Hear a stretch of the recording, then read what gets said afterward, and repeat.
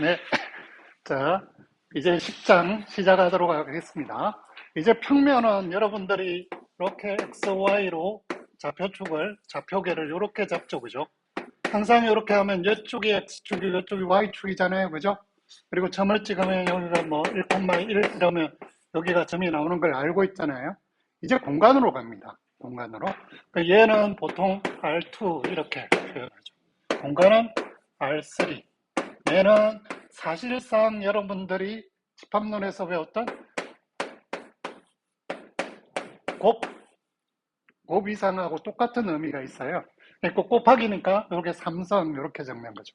얘도 사실은 곱집합, 실수와 실수의 곱집합 이렇게 되는 거죠. 네. 그러면 3차원 좌표계, 직교 좌표계를 그리는 방법이 두 가지가 있어요. 어떻게 그리냐면 X축, Y축, 여기가 X축, Y축, Z축 이렇게 그리는 방법이 있고요.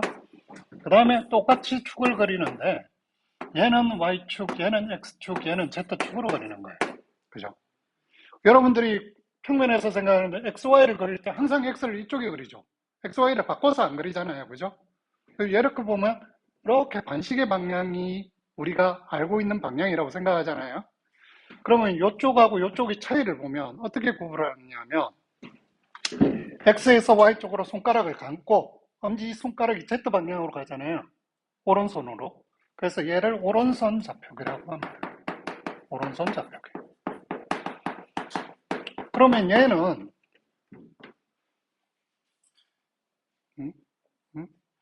맞지? X에서 Y로 잡아야 되죠? 왼손으로 잡아야 돼요. 그래야 방향이 맞아. X에서 Y로 이렇게 잡아야 돼요. 이렇게 잡고 엄지손가락 하면 Z 방향이 되잖아요. 그래서 얘는 왼손 좌표계가 됩니다. 그러면 이 두 개 중에 하나를 선택해서 그려야 되잖아요. 그래서 우리는 항상 뭘 선택한다? 오른손 좌표계를 선택합니다.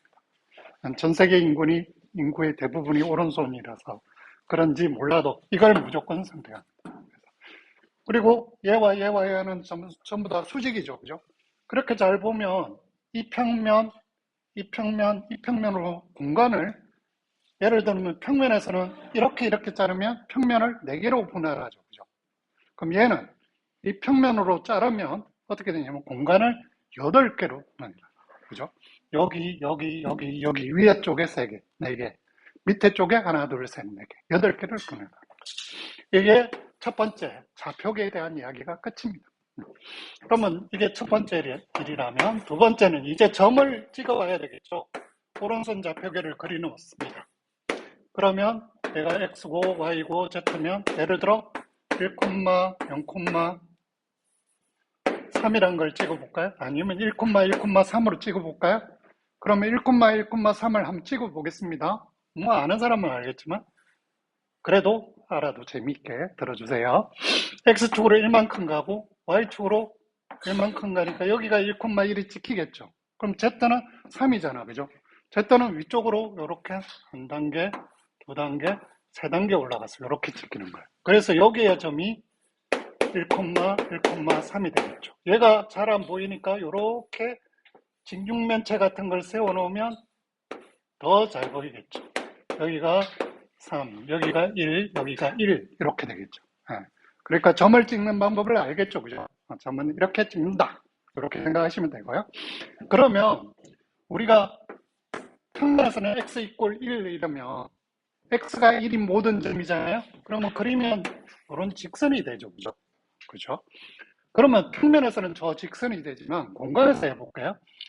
x가 1인 모든 점이에요. 그죠? x가 1인 모든 점이죠.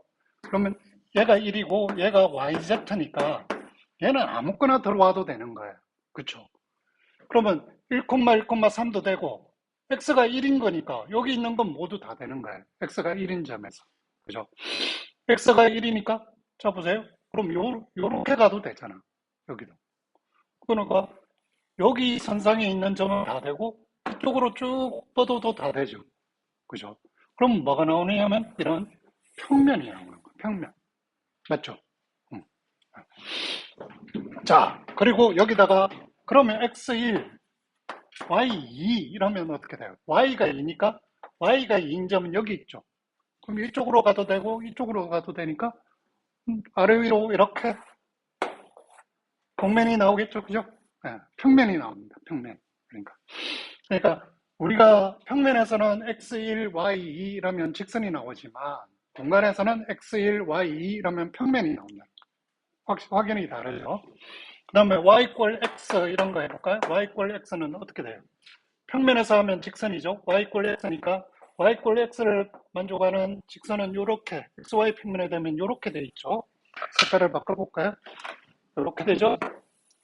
근데 사실은 y = x니까 여기가 y, x, y, z인데 y = x니까 요거는 만족하고 z에 대한 제한점은 없죠. 그러니까 이 직선이 아래 위로 다 움직여도 되는 거예요. 그러니까 이런 평면이 나와요. 그렇죠? 이제 조금 이해가 되죠? 여기가 2번까지 끝났습니다. 아, 잘 나간다. 그렇죠? 그러면 이제 공간에서 두 점이 있다고 생각해 보세요. 이 점이 있고, 이 점이 x1, y1, z1 있고, 이 점이 있어요. 여기는 P점이고 Q점이 있어요. 여기는 x2, y2, z2라고 해볼게요. 그러면 얘를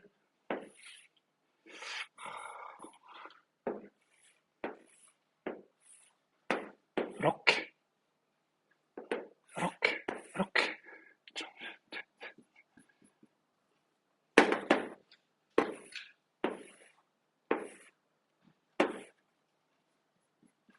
자, 그림이 보이나요?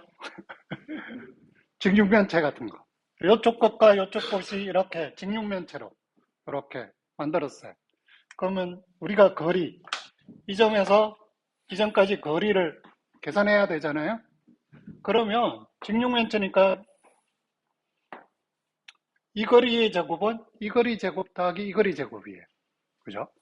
그 다음에 요 거리는 어떻게 되겠어요? 요 거리는 요 거리 제곱 더하기 요 거리예요. 그죠? 그러니까 요 거리는 어떻게 되냐면 얘가 x1이니까 여기가 y축으로 움직이죠. 그죠? 이쪽이 x축으로 움직이잖아. 그러니까 여기가 x1, 여기가 x2가 되니까 요 거리는 x2 빼기 x1의 절대값이 돼요. 이해가 됐습니까? 그럼 이쪽은 y축으로 움직이잖아요. 그러니까 이쪽은 y2 빼기 y1의 절대값이 되고요. 그럼 이쪽은 z2 빼기 z1의 절대값이 돼요. 그죠? 그러면 중간에 있는 요거는 피타고라스 정리를 쓰면 되죠. 요거는 요거 제곱 더하기 요거 제곱의 루트가 되겠죠. 그래서 루트 x2 빼기 x1의 제곱 더하기 y2 빼기 y1의 제곱이 되는 거예요. 그러면 여기도 직각이니까 요거 제곱 더하기 요거 제곱이 이거 제곱이잖아요. 그죠? 그러면 요거 길이는 어떻게 되냐면 요거 제곱, 이거 제곱. 제곱하니까 루트가 사라지죠. 그 다음에 이거 제곱이니까 z2 빼기 z1의 제곱이죠.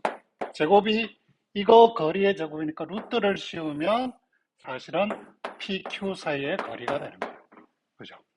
그럼 두 점 사이의 거리가 사실은 우리가 평면에 있던 걸 좌표 하나 더 느린 거랑 똑같이 되죠. 그죠? 그러니까 여기까지 이해가 됐습니다. 세 번째, 끝. 와우. 좀 빨리 끝나는 건가? 그 다음에 거리 공식을 알면 이제 이런 걸 할 수 있어요. 예를 들어 점 0,0,1을 중심으로 0,0을 중심으로 반경이 1인 점들의 집합을 구하고 싶어.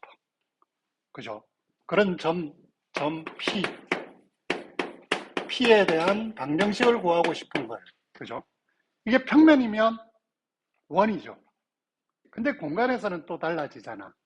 그러면 이 점과 이 점 사이의 거리가 1이라는 거잖아요. 그죠? 그러면 거리 공식을 적용해 봐요. x 빼기 제로의 제곱 더하기 y 빼기 제로의 제곱 더하기 z 빼기 제로의 제곱의 루트를 씌우면 거리가 되잖아요. 반경이 1이니까 반경이 사실은 반지름이니까 반경이라 하면 안 되고 처음에는 거리라고 해야 되겠죠. 그래서 방정이라고 했으니까 어쨌든 이게 1인 거잖아요. 그럼 뭐 하면 어떻게 돼요? x제곱 더하기 y제곱 더하기 z제곱은 1인 거예요. 그렇죠? 얘를 이미지로화 시키면 x, y, z를 하고 중심이 여기에요? 반경이 1인 거야? 그럼 뭐 어떻게 돼요? 이렇게 구가 이렇게 이런 식으로, 그죠? 여기 x축하고 만나는 점도 1, 여기도 만나는 점도 1, z축하고 만나는 점도 1, 이렇게 되는 거죠. 그러면 여기가 0,0,0이 아니고 반경이 1이 아니라도 우리가 어느 점을 중심으로 반경이 얼마인 곡면의 방정식을 구하라 그러면 구할 수 있는 거예요. 그렇죠? 네. 그래서 여기까지 하면 우리가 10.1절이 끝났습니다.